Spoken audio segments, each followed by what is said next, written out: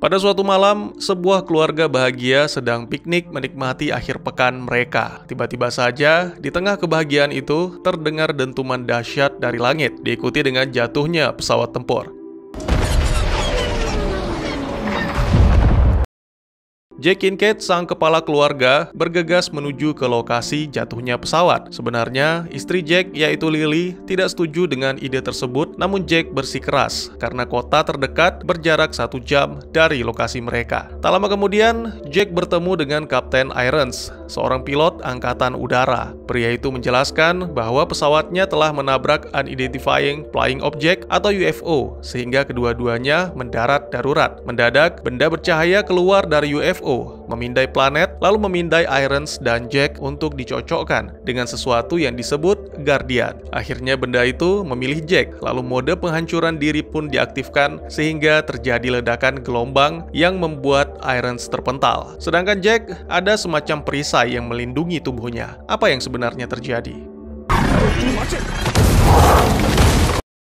Ya, itulah dia sepenggal kisah dari film yang akan saya ceritakan. Berjudul Secret Headquarters, sebuah film yang rilis di tahun 2022, disutradarai oleh Ariel Schulman dan Henry Jus, ditulis oleh Christopher Elius, serta dibintangi oleh aktor dan aktris kawakan yang kali ini pasti kalian kenal. Selamat datang dan selamat berjumpa kembali. Bersama saya Teguh Gusto, mari kita lanjutkan ceritanya. Film dimulai dengan menampilkan tayangan berita-berita tentang pahlawan yang disebut The Guard, mulai dari aksi penyelamatan, pembasmian teroris, dan masih banyak lagi. Kemunculan The Guard menurunkan tingkat kejahatan hingga 4%, dan itu benar-benar luar biasa. Namun di balik itu, banyak orang yang menginginkan teknologi The Guard, salah satunya adalah Irons. Lewat kanal pribadinya, sang kapten yang telah pensiun itu menyatakan akan melacak The Guard, namun dia memerlukan dana dan sumber daya. Beruntung CEO Argo Industries, Ansel Argon, langsung menyatakan dukungannya. Karena selain membutuhkan sumber energi dari teknologi alien, keberadaan The Guard mendatangkan kerugian bagi Argon Industries yang bergerak dalam bidang penjualan senjata. Sebuah pertanyaan dari Ansel kepada masyarakat dunia. Dengan kekuatan sebesar itu, bagaimana mungkin tidak ada lembaga yang mengawasi The Guard? Bagaimana jika The Guard mengalami sesuatu yang buruk? Dan bagaimana jika dia berbalik melawan manusia? 10 tahun telah berlalu, banyak hal yang terjadi. Kesibukan sebagai pakar telematika membuat Jack tidak mempunyai waktu untuk keluarga, sehingga membuat rumah tangganya hancur. Kini Charlie telah menginjak usia remaja dan dia adalah penggemar The Guard. Suatu hari, ketika Charlie sedang melakukan presentasi, seorang murid baru bernama Maya Munro memasuki kelas. Itu membuat Charlie benar-benar terkejut. Sepertinya mereka memiliki pengalaman masa lalu yang tidak begitu menyenangkan. Tak lama kemudian, kelas pun selesai. Charlie dan sahabatnya, Barry Berger, mengikuti pertandingan baseball. Charlie sebenarnya sangat mencintai olahraga baseball, tapi tubuhnya tidak mendukung, sehingga pemuda itu merasa enggan turun ke lapangan. Apalagi lawannya adalah Forrest Dill, seorang remaja bongsor dan agak berandal. Dia sengaja mengarahkan pukulannya ke Charlie, sehingga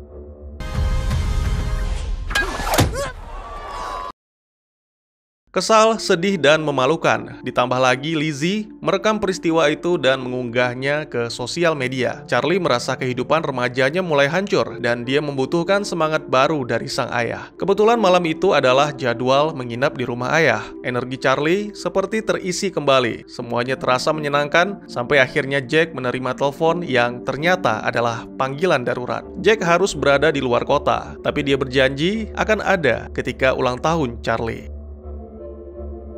Karena tidak bisa membiarkan Charlie sendirian, Jack meminta putranya menghubungi sang ibu. Charlie memang melakukan panggilan, tapi itu hanyalah kebohongan. Orang yang dihubungi Charlie adalah Barry. Dan beberapa waktu kemudian, setelah Jack pergi, Barry pun tiba membawa Maya dan Lizzie dengan alasan belajar bersama untuk menghadapi ujian besok. Sambil berbincang, para muda-mudi itu melihat benda-benda yang ada di rumah ayah Charlie. Sampai pada suatu ketika, Charlie tidak sengaja menyentuh bola kecil yang memantul di ruang kerja ayahnya, yang ternyata adalah tombol untuk menggeser rak buku. Di baliknya ada sebuah pintu rahasia berbentuk unik dengan tanggal lahir Charlie sebagai kode rahasianya. Tanpa ragu, Maya menekan sebuah tombol merah. Itu membuat mereka semua meluncur turun dengan sangat cepat.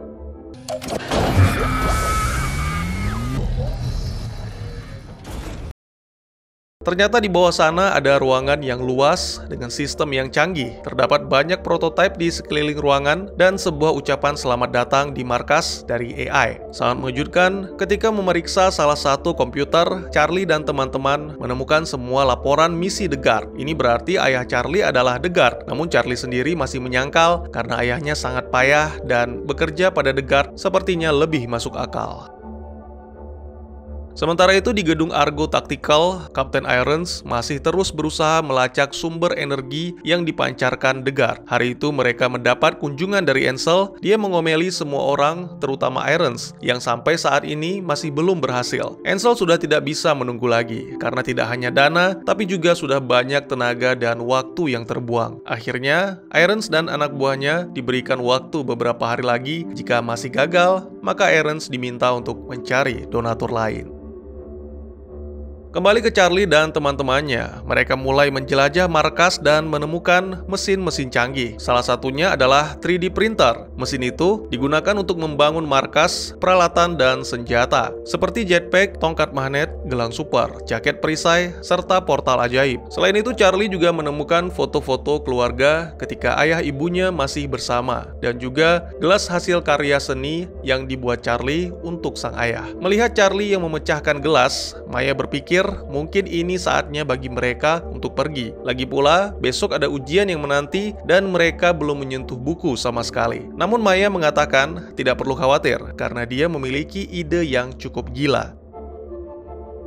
Ya, keesokan harinya dengan meminjam beberapa gadget termasuk mobil van super gagah yang disebut G-Mobile, Charlie dan teman-temannya menjalani ujian dengan sangat tenang. Ternyata rahasianya ada di portal. Lizzie yang pintar dan sudah lebih dulu menyelesaikan ujian berada di pustaka, mengisi lembar jawaban yang dikirimkan oleh Charlie, Maya, dan Barry. Mereka sempat nyaris ketahuan oleh Miss Quinn. Untungnya Barry dengan cepat memberikan alasan yang tepat sehingga semua pun selamat. Seperti biasa, berikutnya adalah pertandingan baseball, tapi kali ini ada yang sedikit berbeda karena Charlie membawa gelang supernya. Meski lemparan pertama strike, tapi Charlie masih belum puas. Dia terus meningkatkan kekuatan gelang hingga akhirnya pada kesempatan ketiga, lemparan Charlie membunuh lalat, menembus sarung tangan Barry, menembus pagar, dinding bangunan, sampai akhirnya menembus ruangan Miss Quinn.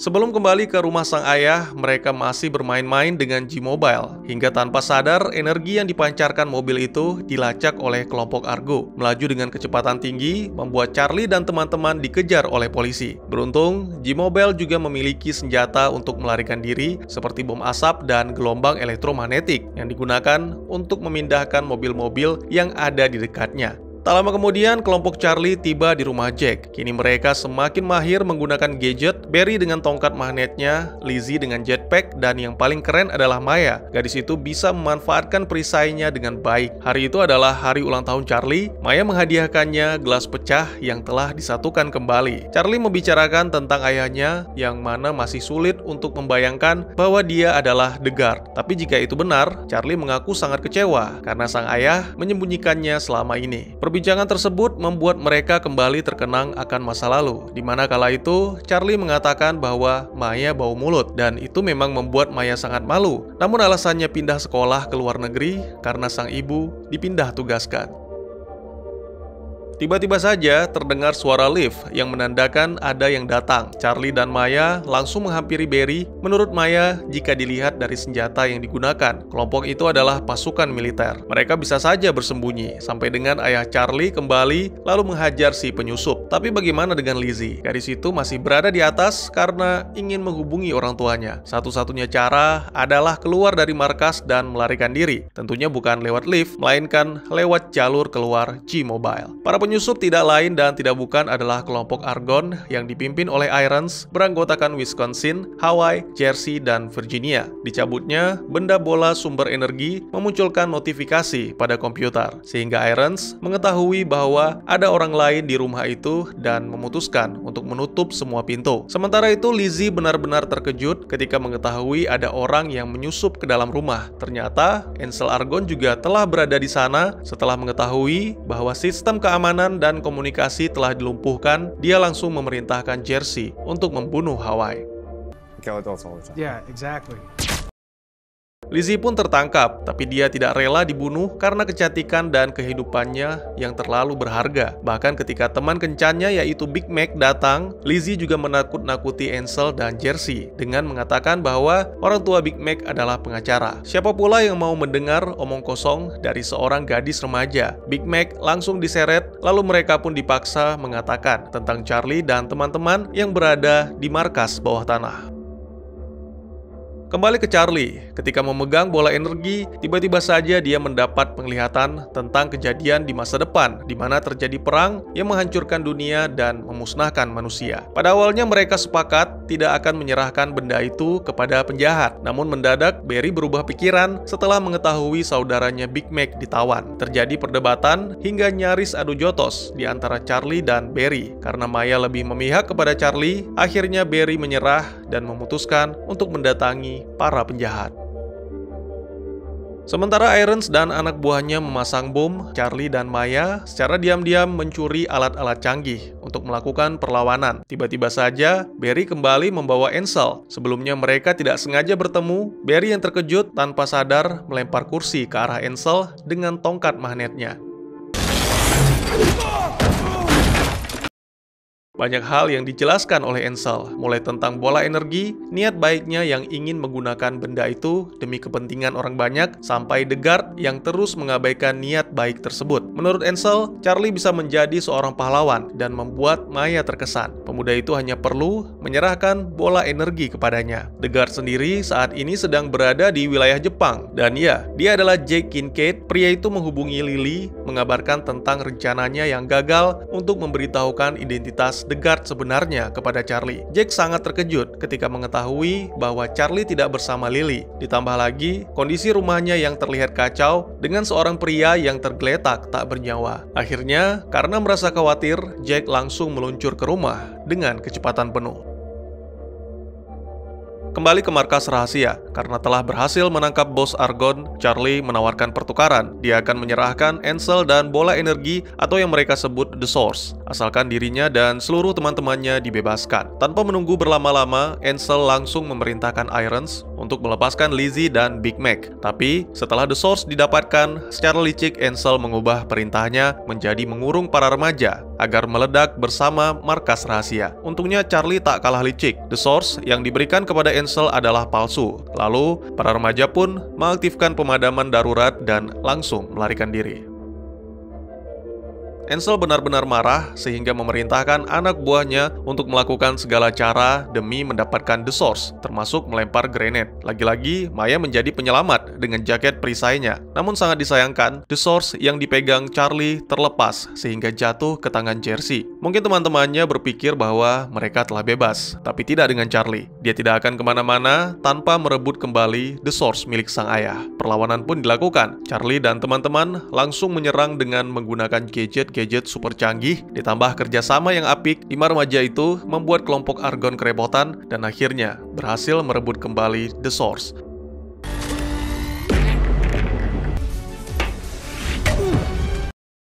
Tiba-tiba saja Kapten Irons muncul di depan lift. Kau telah bertarung dengan baik, nak. Kini serahkan benda itu karena ayahmu tak cukup baik untuk memilikinya. Kembali, The Source memperlihatkan kehancuran bumi di masa depan yang mana membuat Irons ragu menyerahkan benda itu ke Ansel. Dan ketika mereka sedang sibuk bertengkar, Barry menggunakan tongkat magnetiknya melempar The Source ke dalam portal. Lalu Big Mac langsung menghancurkan portal itu untuk memutuskan koneksi.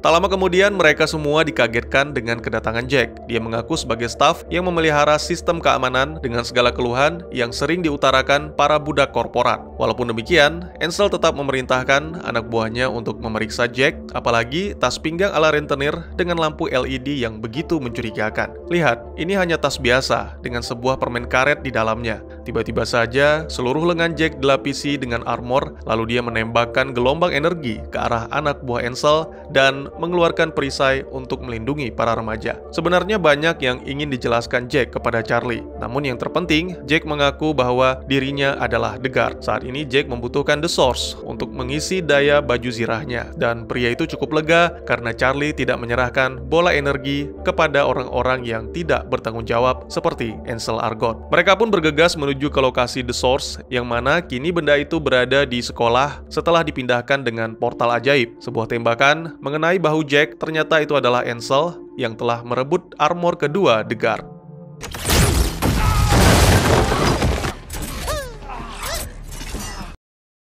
Jack mengatakan Ansel memang memiliki kostum, tapi tidak dengan gaya. Omong kosong macam apa itu? Ansel menunjukkan sedikit tariannya dengan penuh gairah, lalu mengancam akan membunuh Barry jika tidak mengantarnya ke lokasi The Source. Setibanya di permukaan, Ansel mengurung Jersey di lift untuk meledak bersama gedung, karena pria jahat itu tidak ingin ada saksi mata, termasuk anak buahnya sendiri. Beberapa menit kemudian, setelah Jack terbangun, Charlie menjelaskan rencananya untuk keluar dari markas. Karena semua pintu telah dikunci dan kode akses telah diubah oleh Ansel, satu-satunya jalan keluar adalah dari ruangan gym. Lizzie akan memecahkan kode mesin 3D print, lalu Charlie dan Maya akan menggunakan mesin itu untuk menciptakan jetpack. Tentunya tidak akan mudah, ada 10.000 kode yang harus dikombinasikan, serta Charlie dan Maya yang terkurung dalam mesin 3D printer membuat suasana semakin menegangkan. Sementara itu, Kapten Irons mengobati luka Jack. Pada momen ini, dia menjelaskan apa yang ditampilkan oleh The Source membuatnya sadar bahwa benda itu harus dijaga baik-baik. Dan akhirnya, pria itu pun kini mendukung The Guard. Kembali ke Charlie dan Maya, mesin itu terus mencetak benda-benda yang nyaris menimpa mereka. Untungnya, di saat terakhir, panggung itu pun terbuka, ternyata Lizzie menggunakan gelang super yang membuatnya bisa mengetik dengan cepat. Lalu mesin 3D mencetak jetpack dan akhirnya mereka semua berhasil melarikan diri dari markas rahasia. Setibanya mereka di luar, ada sekelompok pasukan yang datang menyerbu. Irons memutuskan untuk mengurus pasukan itu, sedangkan Jack bersama para remaja menuju ke sekolah untuk merebut kembali The Source, sekaligus menyelamatkan Barry. Sementara itu, Barry telah tiba di sekolah bersama Ansel. Ternyata, The Source tidak ada di dalam loker Barry, sehingga membuat Ansel marah dan Miss Quinn yang melihat hal itu langsung menghampiri. Setelah segelintir tanya jawab yang sangat detail, akhirnya Miss Quinn pun bisa mengerti. Jerry the janitor menemukannya di dalam loker Barry, dan kini benda itu ada di tangan Miss Quinn. Dia merasa Ansel memiliki niat jahat, oleh sebab itu bola energi langsung diserahkan kepada Barry. Kembali ke kelompok Jack yang kini melaju bersama G-Mobile. Terjadi pertengkaran antara ayah dan anak. Charlie mengungkapkan semua yang dipendamnya selama ini, termasuk tentang perceraian orang tuanya dan rasa kecewa karena sang ayah merahasiakan jati diri sebagai The Guard. Jack mencoba membela diri karena tuduhan tersebut tidak sepenuhnya benar. Selama bertahun-tahun, Jack terus mencoba untuk memberitahukan tentang The Guard, dan itu selalu gagal karena mengingat Charlie masih belum cukup dewasa untuk mengetahui beban yang dipikul sang ayah sebagai pelindung planet bumi. Tak lama kemudian, akhirnya mereka pun tiba. Daya pada armor Jack benar-benar habis, dan membawa para remaja masuk akan sangat berbahaya. Oleh karena itu, mau tidak mau, dia harus menggunakan earphone imut kekinian dengan warna maskulin yang sangat mempesona, agar Charlie bisa mengarahkannya ke loker Barry. Di dalam gedung sekolah, Jack menemukan sebuah lemari yang terdapat foto Charlie bersama klub baseballnya The Blue Eagle, serta sebuah piala yang dimenangkan Charlie sebagai orang yang telah berusaha keras. Itu benar-benar membuat Jack bangga sekaligus sedih karena dia tidak pernah mengetahui bahwa selama ini putranya berprestasi dalam baseball. Teriakan laki-laki jantan membuat Jack tersadar. Ya, itu adalah Barry yang sedang melarikan diri bersama dengan The Source di tangannya. Pemuda itu benar-benar terpojok dan hanya bisa bersembunyi di bawah meja di tengah-tengah acara pesta.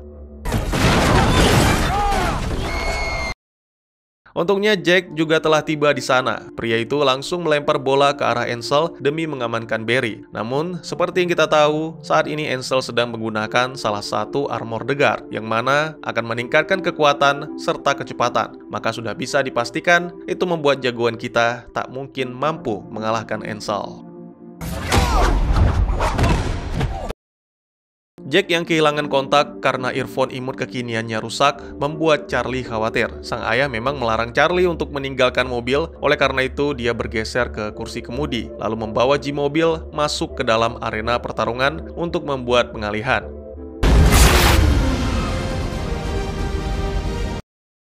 Rencana tersebut berhasil, Barry langsung melempar The Source ke Jack, sehingga daya pada armornya seketika terisi penuh dan membuat Jack kembali menjadi The Guard. Sebuah aksi yang cukup menawan. Selanjutnya Jack akan mengejar Ansel, oleh karena itu dia menitipkan The Source kepada Charlie sebagai bentuk kepercayaan ayah kepada anaknya.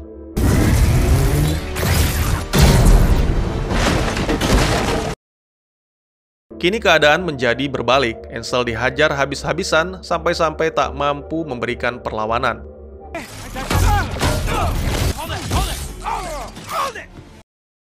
Pria itu sempat mengaku kepanasan dan sulit bernapas. Jack tidak membantah pernyataan tersebut karena yang digunakan Ansel ternyata armor untuk musim dingin. Setelah diberi kesempatan turun minum, Ansel kembali dihajar, yang mana kali ini dengan menggunakan pintu locker dan ditutup dengan sebuah tembakan gelombang energi sehingga membuatnya terpental.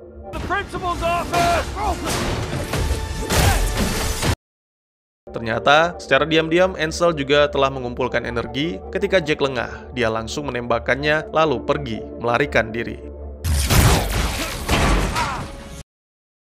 Jack menemui Charlie untuk mengambil kembali The Source. Sangat mengejutkan, ternyata Ansel masih belum menyerah. Tiba-tiba saja dia menangkap Charlie dan mengancam akan membunuh pemuda itu jika Jack tidak menyerahkan The Source. Tentu saja Jack tidak ingin kehilangan putra semata wayangnya, tapi juga tidak bisa membiarkan dunia hancur di masa depan. Oleh karena itu, Charlie memberikan aba-aba kepada Jack untuk melakukan sebuah trik. Jack berpura-pura melempar The Source sehingga membuat Ansel melepaskan Charlie. Lalu dengan cepat, Charlie meraih grenade yang sebelumnya dicuri oleh Barry dan melemparkannya tepat ke arah The Source.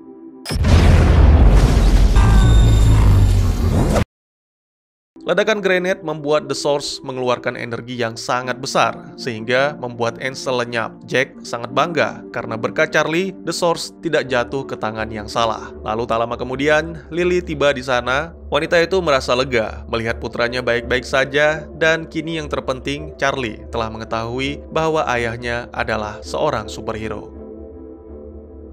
Film pun ditutup dengan menampilkan Charlie yang meminta maaf kepada Maya atas kesalahannya di masa lalu dan mengajak Maya berdansa, diikuti oleh pasangan Jack dan Lily serta Big Mac dan Lizzie yang juga ikut berdansa. Lalu ditampilkan beberapa bulan kemudian Jack dan Charlie kembali berpiknik. Meskipun tugas memanggil, ayah dan anak itu bisa tetap bersama karena kini mereka adalah The Guard. Bahkan Irons juga bagian dari The Guard yang bertindak sebagai kapten di pusat komando. Hari itu mereka menggunakan G-Mobil terbaru yang lebih canggih dan mampu meluncur ke angkasa.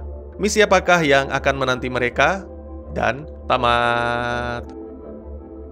Ada sedikit scene tambahan di akhir film yang menjelaskan apa yang dilakukan para karakter. Yang pertama adalah Sean Irons yang kini menjadi kapten di pusat komando The Guard dan masih berpodcast ria di kanal pribadinya tentang UFO dan alien. Lalu ada Barry yang kini menjadi vegetarian dan DJ dengan nama panggung DJ Impossible Burger. Big Mac dan Lizzie masih berpacaran dan menikmati kemesraan mereka. Maya bekerja untuk CIA dengan status magang, tapi ini masih belum bisa dipastikan. Dan yang terakhir, keluarga Kincaid yang telah bersatu kembali, kini mereka semua mengenakan tas pinggang yang super canggih. Serta Ansel Argon yang ternyata masih hidup, bahkan sehat walafiat, namun dia terjebak di dimensi lain dan masih menggunakan kostum musim dingin The Guard.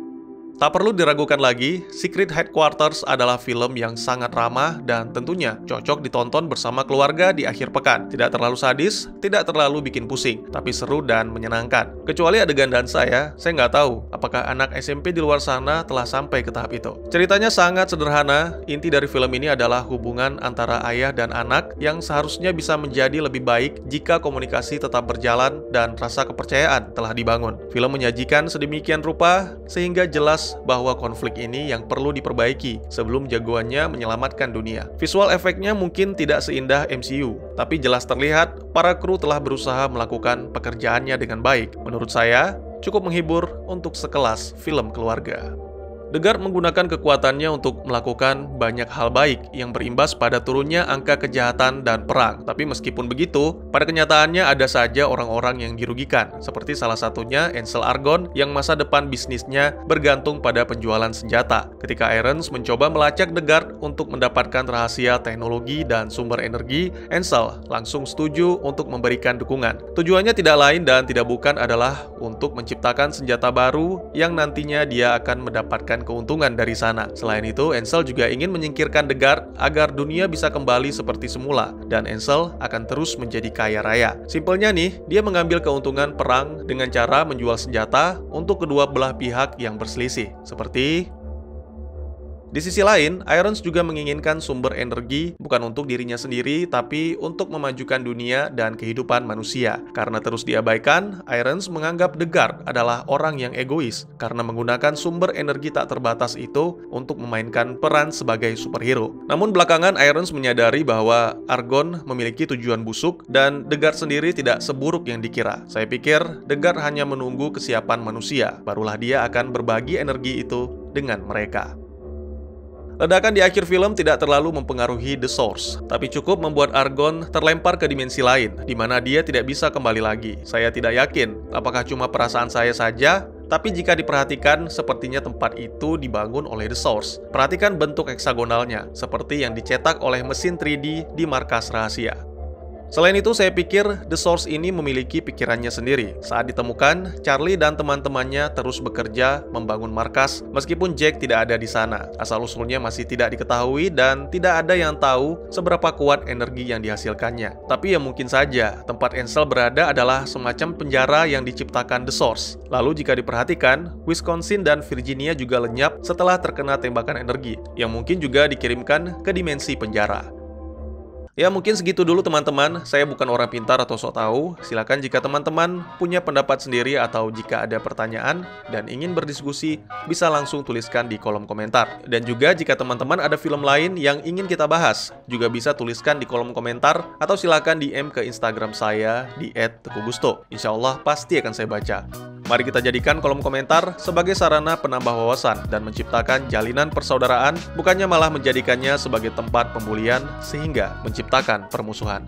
Sekian dulu videonya dan jangan lupa untuk dukung terus channel ini dengan cara share, like, dan subscribe karena dukungan dari kalian sangat berharga bagi saya demi perkembangan channel ini. Saya Gusto, sampai jumpa di video selanjutnya. Tetap semangat, tetap bersyukur setiap hari. Dadah!